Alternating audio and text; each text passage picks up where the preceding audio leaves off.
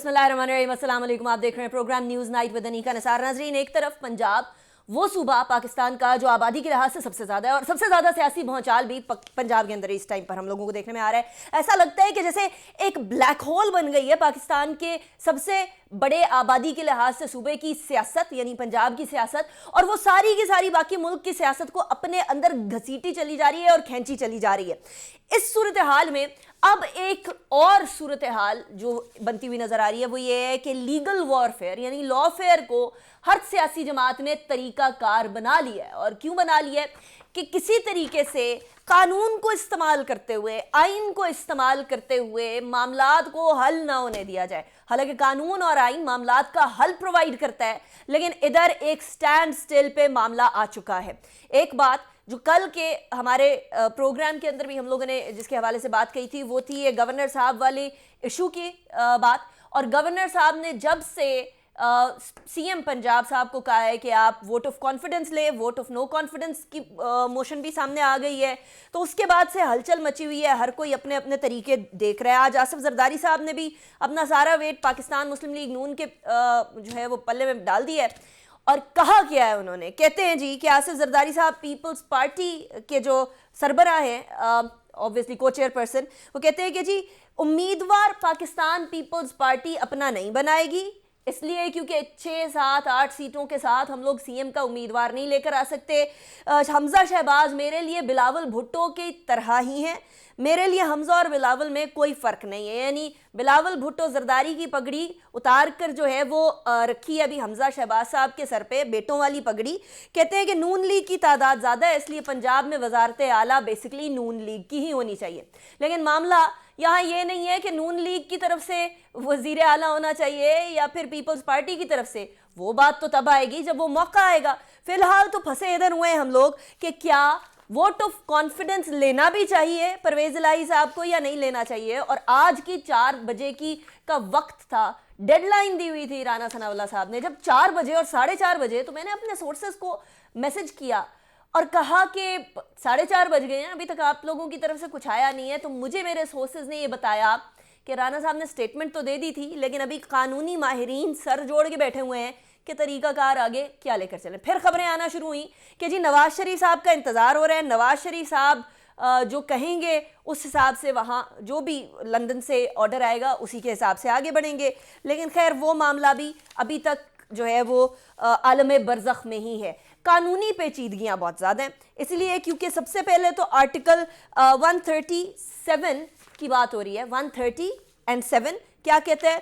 कहते हैं कॉन्स्टिट्यूशन पाकिस्तान का ये article, the chief minister shall hold office during the pleasure of the governor, but the governor shall not exercise his powers under this clause unless he is satisfied that the CM does not command the confidence of the majority of the members of provincial assembly, in which case he shall summon the provincial assembly and require the chief minister to obtain a vote of confidence from the assembly। और जो खत भेजा था basically governor साहब ने, बलीगुर रहमान साहब ने, कि जी परवेज इलाही साहब as CM vote of confidence लें, उसके अंदर 3-4 वजूहात लिखी थी। उन 3-4 वजूहात में से एक वजह ये थी वो जो सूबाई मिनिस्टर ने रिज़ाइन किया था परवेज इलाही साहब के कॉन्डक्ट के हवाले से। फिर एक वजह ये थी कि जी आप खुद भी डिले करना चाह रहे थे 3-4 महीने, तो मतलब ये है कि आप असेंबली नहीं तहलील करना चाह रहे, ये शायद आपके अपने जो पूरी पार्टी है वो नहीं चाह रही है। और पार्टी के लिए ही चौधरी शुजात साहब से भी अभी बातचीत चल रही है। फिर आते हैं जी पंजाब असेंबली के रूल्स ऑफ प्रोसीजर, उसके अंदर 7वां वो जो 22वें के अंदर से 7वां वाला है, और ये vote of confidence in chief minister है 22 रूल। वो कहता है, उसका 7th पॉइंट कहता है, if on the day fixed by the governor for obtaining a vote of confidence from the assembly under 1 Clause 7 of Article 130 of the Constitution, the Chief Minister refrains from doing so, it shall be deemed that he does not command the confidence of the majority of the members. The Speaker shall as soon as may be inform the Governor the result of the proceeding under this rule। यानी अगर आप नहीं करवाते, vote of confidence नहीं लेते, तो ये तसव्वुर किया जाएगा कि आप वोट ऑफ कॉन्फिडेंस ले ही नहीं सकते हैं, इसीलिए आप भाग रहे हैं। और अगर कर लेते हैं तो फौरी तौर पर जो भी प्रोसीडिंग्स हुई हैं उसका नतीजा भेजा जाए गवर्नर साहब को। मेरे साथ जो मेहमानान मौजूद हैं उनसे यही डिस्कशन करेंगे। पहले और दूसरे सेगमेंट में हमारे साथ मौजूद होंगे कानूनी माहिरीन, सैयद अमजद शाह साहब सीनियर लॉयर हैं, बहुत शुक्रिया शाह साहब आपने हमें ज्वाइन किया, pleasure having you in the show. Azhar Siddique साहब हमारे साथ मौजूद हैं, ये भी सीनियर लॉयर हैं, बहुत शुक्रिया अजहर साहब आपने भी हमें ज्वाइन किया।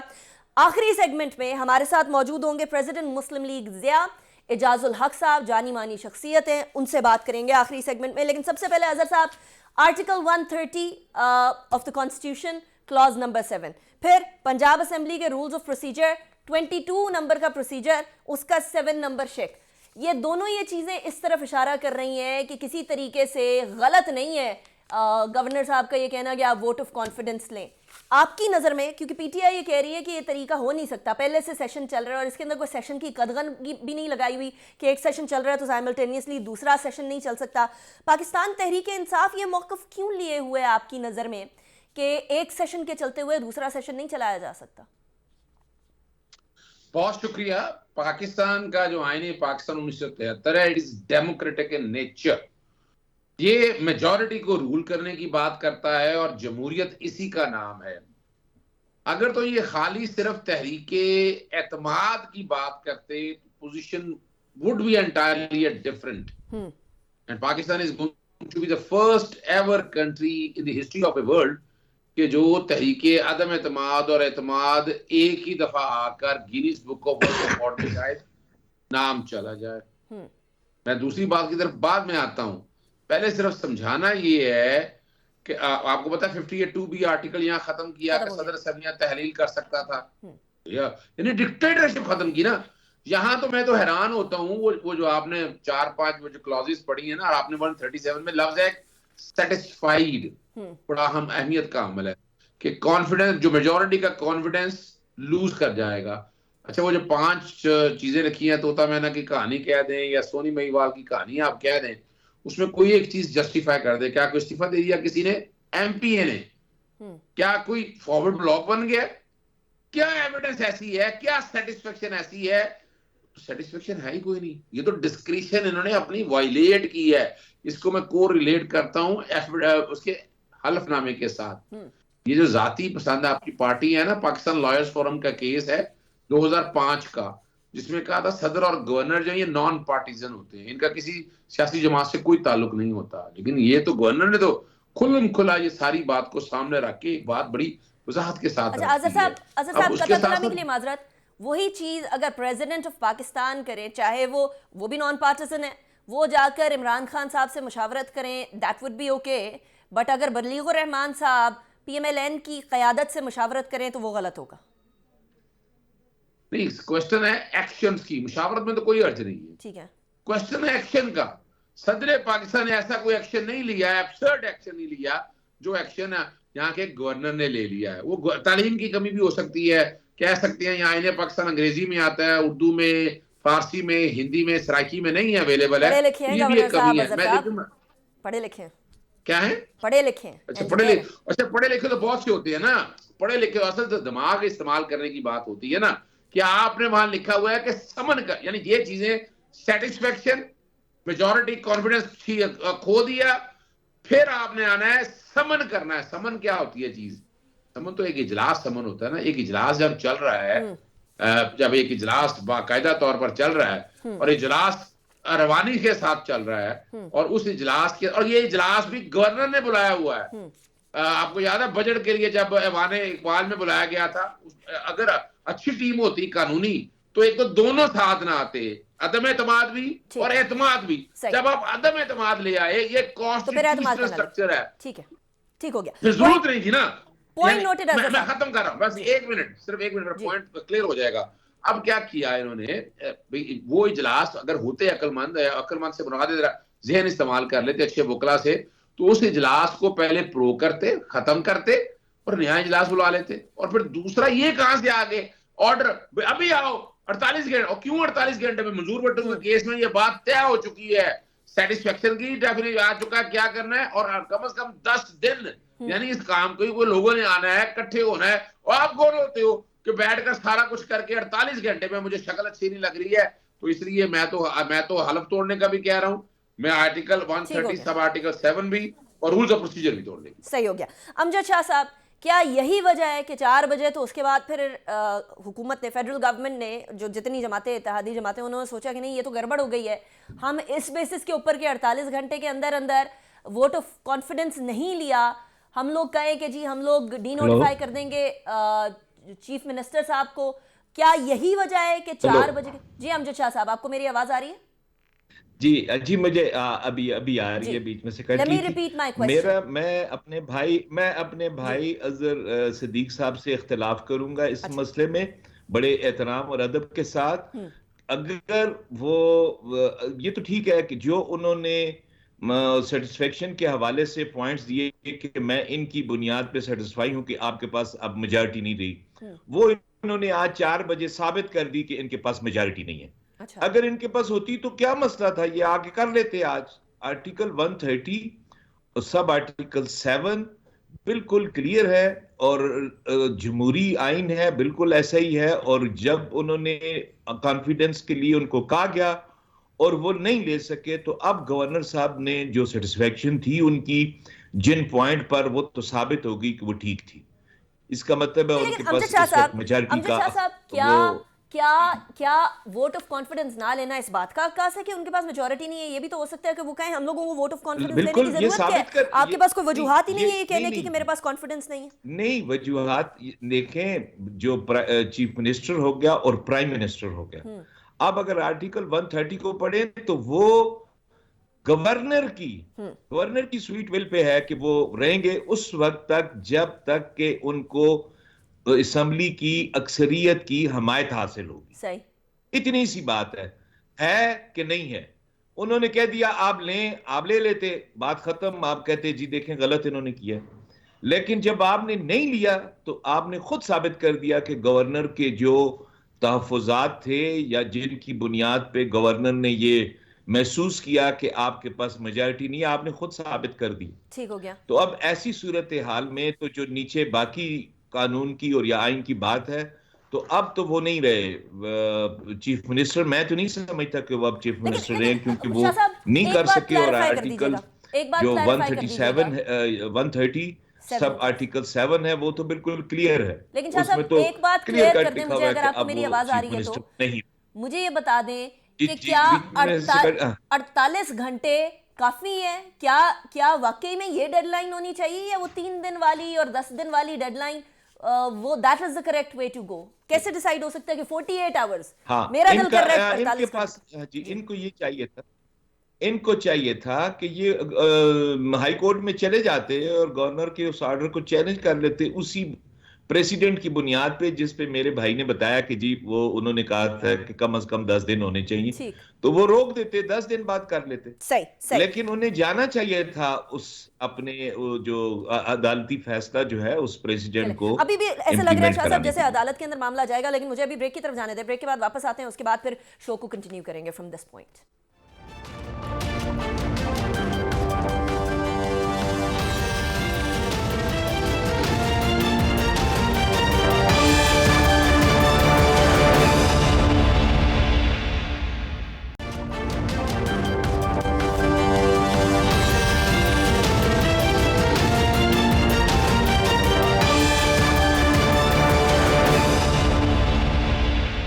ऐसा सूबा जिसके अंदर एक ही साल के अंदर चौथी दफा चीफ मिनिस्टर के इंतखाबात हो रहे हैं, उसके अंदर वोट ऑफ कॉन्फिडेंस की बात तो हमने की है। वोट ऑफ नो कॉन्फिडेंस भी आर्टिकल 136 के हिसाब से क्या कहता है कि जी resolution for a vote of no confidence moved by not less than 20% of the total membership of the provincial assembly may be passed by the CM of provincial assembly.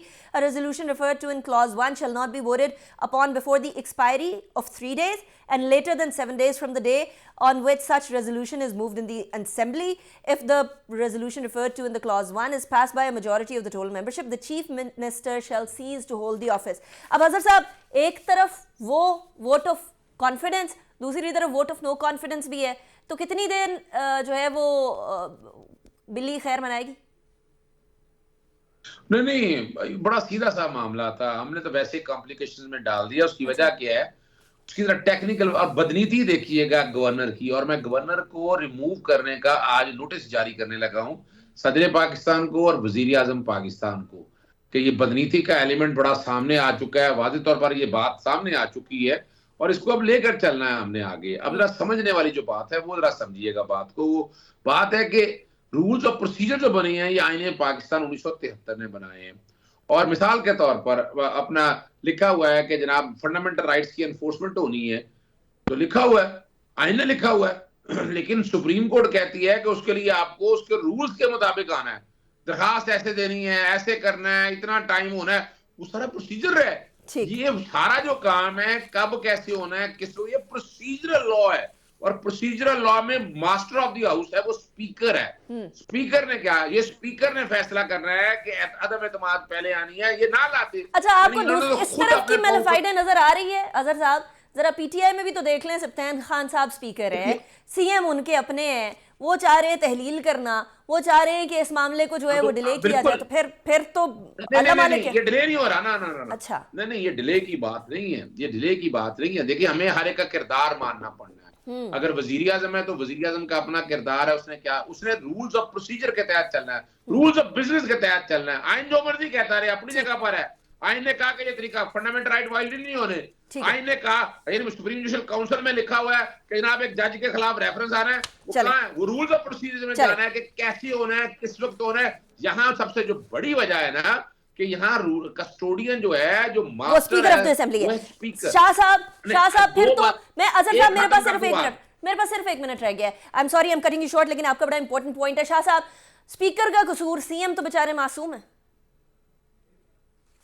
नहीं, ऐसा नहीं है। स्पीकर का जो स्पीकर साहब ने, मैं समझता हूं कि उन्होंने तो चीफ जस्टिस की, अपने चीफ मिनिस्टर की कमर में छुरा घोंप दिया है। अच्छा।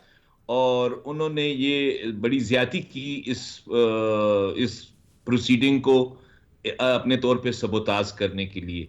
तो ये मैं समझता हूं कि स्पीकर का जो एक्ट है वो मैलाफाइड है और वो किसी तरह भी ठीक नहीं है। अमजद शाह साहब, आपने भी बड़ी इंपॉर्टेंट बात बोली है कि उधर की तरफ भी मैलाफाइड है। अजहर साहब जो है वो गवर्नर साइड की मैलाफाइड की बात कर रहे हैं। This is a very interesting situation. Amjad Shah साहब, thank you very much. Azhar Siddique साहब, बहुत शुक्रिया, आप लोगों ने ज्वाइन किया। Was a pleasure having you. कानूनी राय थी आपके सामने। एजाजुल हक साहब हमारे साथ मौजूद होंगे एक ब्रेक के बाद।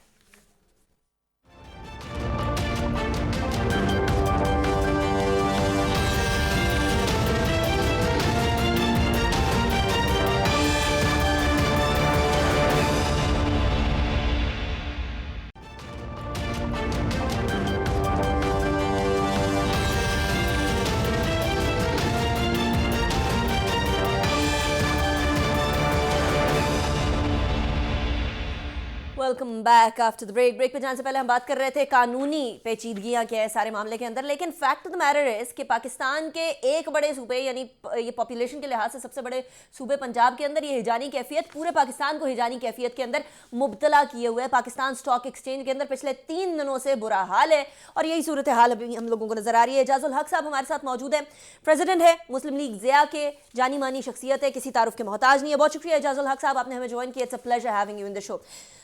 एजाजुल हक साहब, सबसे पहले तो इस पूरे सिनेरियो के अंदर पीएमएलएन, पीटीआई, अवाम, पाकिस्तान, आपको फतह किसकी होती हुई नजर आ रही है इस जानी कैफियत में? बिस्मिल्लाहिर्रहमानिर्रहीम, थैंक यू वेरी मच। देखें, इस सारी गेम में कोई भी नहीं जीतेगा, सब हारेंगे। आर्जी तौर पर मैं समझता हूँ जो कैफियत पैदा हुई भी है, ये आर्जी तौर पर तो किसी की फेवर में शायद चली जाए, लेकिन मुस्तकिल तौर पर ये पूरे पाकिस्तान को नुकसान पहुंचाएगी।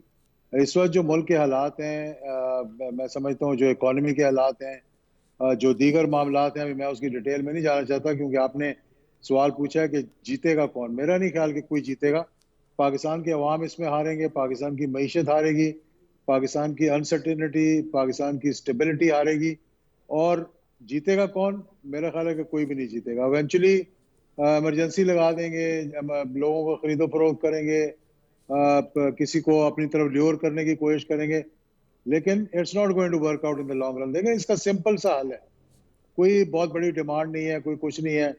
इलेक्शंस को आप बजाय टाइम पे करवाने के 2 महीने पीछे कर दें और बैठकर सब गुफ्तगू भी शुरू हो जाएगी और बातचीत भी शुरू हो जाएगी। इसमें कि किसी को उठा के इधर से उधर डालना, फिर किसी को बीच में मुलव्वस करना, किसी के कंधों में बैठ के कोशिश करना, किसी की बैसाखियां इस्तेमाल करना, इससे सियासतदानों की साख भी खराब होती है और पॉलिटिकल माहौल भी खराब होता है मुल्क का।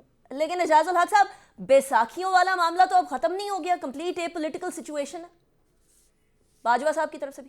बिल्कुल। मैं समझता हूँ कि बाजवा साहब ने तो अनाउंसमेंट जरूर की थी, लेकिन मौजूदा जो अब इस्टेब्लिशमेंट है उन्होंने तो तहिया किया हुआ है कि उन्होंने मुदाखलत नहीं करनी। तो मुदाखलत जहाँ तक सियासत है उसमें तो ना करें, मैं बड़ी खुशी की बात है, ये पॉलिटिकल होना चाहिए। लेकिन जब मुल्क की बात आ जाए तो कोई ये पॉलिटिकल नहीं हो सकता, ना इस्टेब्लिशमेंट, ना जुडिशरी, ना पॉलिटिशियंस, कोई भी ए पॉलिटिकल नहीं हो सकता। अगर आप कहते हैं कि मैं पाकिस्तान के लिए ए पॉलिटिकल हूँ, भाई पाकिस्तान को डूबता हुआ देख लूँ, मीशत को तबाह होते हुए देख लूँ, तो फिर मैं समझता हूँ कि समथिंग इज रॉन्ग समवेयर। अच्छा, आपने एक और बात कही है एजाजुल हक साहब, वो है इमरजेंसी की। कोई ऐसी सूरत हाल बन रही है आपके ख्याल में कि मामला इतने खराब हो गए हैं कि अब इमरजेंसी की तरफ जाना पड़ रहा है, या इमरजेंसी लगाने पे गौर हो रहा है आपके ख्याल में? देखिए, ना सिर्फ इमरजेंसी पे गौर हो रहा है और भी बहुत सी चीज़ों पे गौर हो रहा है, लेकिन 18वीं तरमीम के बाद गवर्नर्स रूल लगाना इतना आसान नहीं है जिस तरह के माजी में लगाया जाता था। और 95 की कैफियत हमारे सामने है।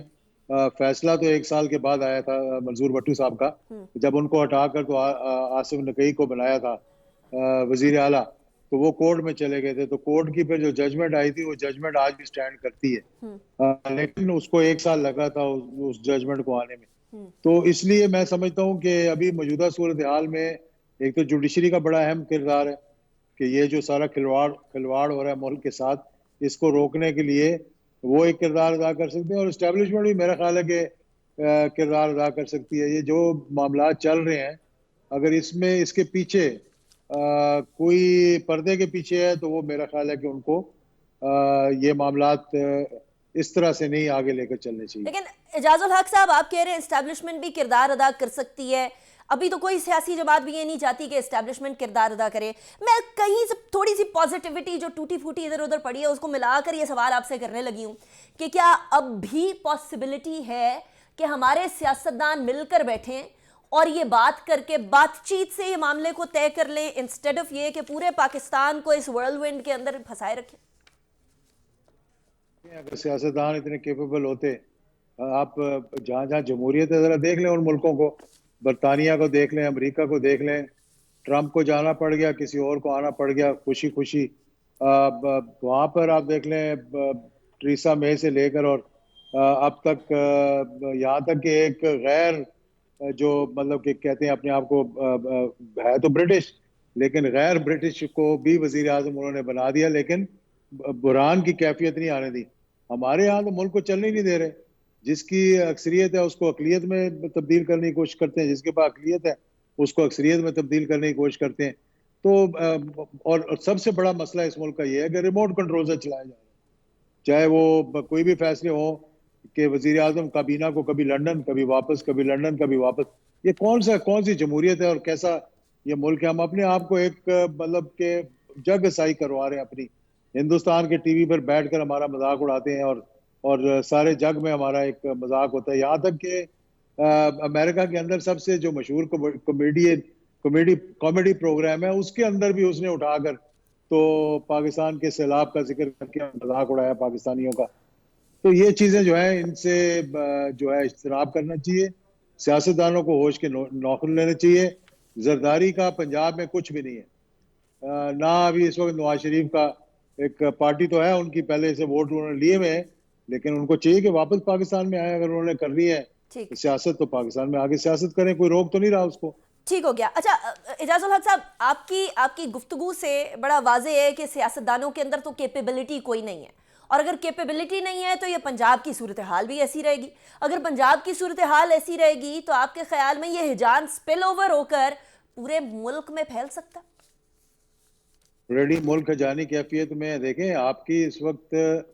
मैं जब कहता हूं तो मुझे बहुत से लोग फिर मुझसे नाराज होते हैं। इस वक्त मुल्क की जो कैफियत है, सबको एक मेज पर बैठना पड़ेगा। वो जो एक पेज की बात होती थी ना, this is the time to be on one page everybody, like all political parties, establishment and judiciary. अब आप मजाक का वक्त गुजर चुका है मुल्क के साथ। आपकी मईशत डूब रही है। जब मैं कहता हूँ मईशत डूब रही है तो सब मुझे मतलब कहते हैं इजाज़ साहब आप ना कहा करें ये, कि मैं क्यों ना कहूँ ये बात। मैं देख नहीं रहा हूँ कि क्या हो रहा है मुल्क के साथ। यानी कि इस वक्त लोग पाकिस्तान को छोड़कर बिजनेसमैन जा रहे हैं। ये वो वक्त आ गया जब पाकिस्तान से सब टेक्सटाइल जो है बांग्लादेश मूव कर गई थी। आज आपका capital is living your country, your brains are living your country, your textile industry and the rest of the industry is living the country. तो कहाँ आप खड़े हुए हैं? क्या ये मजाक का वक्त है? क्या ये इमरजेंसी लगाने का वक्त है? क्या ये हुकूमतें तब्दील करने का वक्त है, या इसको मामलात को आगे चलाने का वक्त? लेकिन एजाजुल हक साहब, इस टाइम पर अगर मैं आपसे आपकी पर्सनल ओपिनियन पूछूं कि पाकिस्तान तहरीक इंसाफ और उनके इत्तेहादी सही जगह पर खड़े हैं या फिर PMLN और उनके इत्तेहादी सही जगह पर खड़े हैं, तो आपका जवाब क्या होगा? Personal opinion. देखिए, मैं अगर कोई बात करूंगा कहेंगे ये बायस्ड है, ये बात। देखिए, मैं किसी के ना हक में हूँ ना किसी के खिलाफ हूँ। मेरी नजर में ये है कि 100% रिस्पॉन्सिबिलिटी गवर्नमेंट की होती है, ऑपोजिशन की नहीं होती। अगर आप कह रहे हैं ना इमरान खान के what does he have to lose, उनके तो वो तो आराम से बैठे हुए ऑपोजिशन में। जितनी ये हुकूमत गड़बड़ करेगी उतना इसको नुकसान होगा और उनको फायदा होगा। तो मैं तो कहता हूँ कि ठीक है, खान साहब को भी मैं ये कहूंगा कि अगर ये इसी तरह चलाना चाहते हैं तो इनको चलाने दें। मतलब फिक्र तो उनको ये है कि यार जल्दी इलेक्शंस करवाओ, स्टेबिलिटी आए। आपका कोई मुल्क, आपका सऊदी अरेबिया से लेकर UAE से लेके चाइना से लेके, nobody is looking at you seriously. IMF is not looking at you seriously. मतलब आप समझ ही नहीं रहे अभी तक इस बात को। तो जब तबाह हो जाएंगे, जब नुकसान हो जाएगा, जब आपका दफा कमजोर हो जाएगा, फिर आपकी आंखें खुलेंगी, फिर आप होश के नाखून आएंगे, तो फिर तो बहुत देर हो जाएगी। फिर कहना जी आप पछताए क्या हुआ जब चिड़ियां चुग गई खेत, उसका तो फिर कोई फायदा नहीं होगा किसी को। लेकिन एजाजुल हक साहब, गवर्नमेंट कह रही है हम लोगों ने डिफॉल्ट से बचा लिया कंट्री को। गवर्नमेंट कह रही है कि देखें जी हम लोगों ने बेसिकली डिप्लोमेटिक सतह के ऊपर कितनी अचीवमेंट्स की हैं। बिलावल भुट्टो जरदारी साहब फॉरेन मिनिस्टर हैं, कितने जाकर कारनामे उनके देखें UN के अंदर। He has spoken for Kashmir, he has spoken for Pakistanis, he has defended Pakistan. तो डिफेंड करना तो फिर हुकूमत के पास भी बहुत सारे जवाब। आप बराए मेहरबानी 8 महीने पहले की फिगर्स निकालें, पाकिस्तान की ग्रोथ की, पाकिस्तान के रिजर्व्स की, पाकिस्तान के रेमिटेंसेस की, और आज की निकाल लें। ये बिलावल भुट्टो की आनिया जानिया, मतलब what has he achieved so far? मुझे एक चीज तो बता दें, FATF तो उस वक्त की army was the establishment was playing the main role in FATF। उन्होंने जो इकदाम लिए, मैं उन इकदाम को यहाँ रिपीट नहीं करना चाह रहा, और हुकूमत ने उस वक्त और पार्लियामेंट ने एक रोल प्ले किया था। आज पार्लियामेंट किधर है? मुझे बताया ना, पार्लियामेंट का तो इजलास ही नहीं होने देते ये लोग। और ये कह रहे हैं जी कि बिलावल भुट्टो जरदारी ने बहुत कुछ अचीव कर लिया। क्या अचीव किया? मुझे एक चीज बता दें कुछ जो अचीव किया उन्होंने, तो मैं कहूँगा हाँ बहुत अच्छा कर रहे हैं। क्या सऊदी से हमारे ताल्लुकात बेहतर हुए, चाइना से बेहतर हुए, रशिया से बेहतर हुए, अफगानिस्तान में हमारे ताल्लुकात बेहतर हुए? आज अक्रॉस द बॉर्डर वहां से क्या कुछ नहीं हो रहा। बन्नू के अंदर क्या हुआ अभी?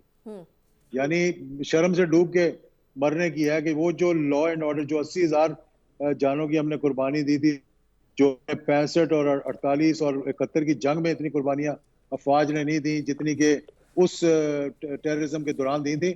आज we are returning back to the same position. ठीक।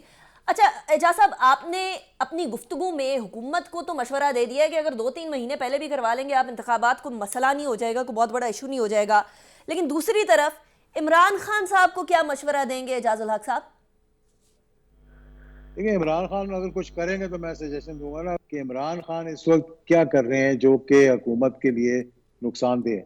वहां पर धरना दिया उन्होंने, धरने के बाद वो वहां बैठे नहीं, लॉन्ग मार्च के बाद वहां बैठे नहीं, वापस आ गए, असेंबलियां तोड़ने का इलेक्शन ही कह रहे हैं ना वो। मतलब या तो हो ना कि कोई ऐसी चीज कर रहे हो जिससे कि मौजूदा हुकूमत को कोई बहुत, वो कह रहे हो जी कि मैं आपको खत्म कर दूंगा, मैं वहां पर वोट ऑफ नो कॉन्फिडेंस ले आऊंगा। देखिए, इलेक्शंस का ऐलान करें, सबको वापस असेंबलियों में बुलाएं, आउटस्टैंडिंग इश्यूज को रिजॉल्व करें, और आप उसके बाद जो है वो जो भी वोटिंग के और दीगर मामलात हैं उनको तय करने के बाद कौम को एक इस हजानी कैफियत से निकालें। लोग बहुत परेशान हैं। आपको इल्म ही नहीं है, गैस, बिजली, महंगाई, यानी खुदकुशियां, लॉ एंड ऑर्डर जिसकी वजह से खराब हो रहा है। खुदारा मैं तो हाथ बांध के लोगों को कहता हूँ, मेरा तो अपना कोई वेस्टेड इंटरेस्ट नहीं है। अगर कहें जनाब इजाजुल हक साहब आप इलेक्शन ना लड़े, मैं नहीं लड़ूंगा इलेक्शन। लेकिन मुल्क को तो बचाए ना, कम से कम मुल्क को तो बचाएं। That is a very important point. Ejazul Haq साहब, बहुत शुक्रिया, आपने हमें ज्वाइन किया।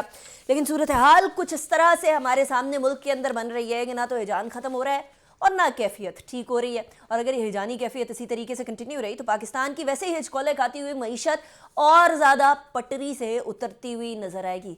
सियासतदान सोचेंगे या सिर्फ सियासत के बारे में सोचेंगे, और सियासत भी किस पे करेंगे जब पाकिस्तान की सूरत हाल ऐसी होगी? तो ज़रा सोचने की ज़रूरत है इस टाइम पर। अनीका निसार को इजाज़त दीजिए, अपना बहुत ख्याल रखिएगा इस दुआ के साथ कि पाकिस्तान फले फूले आगे बढ़े। अल्लाह हाफ़िज़ नासिर।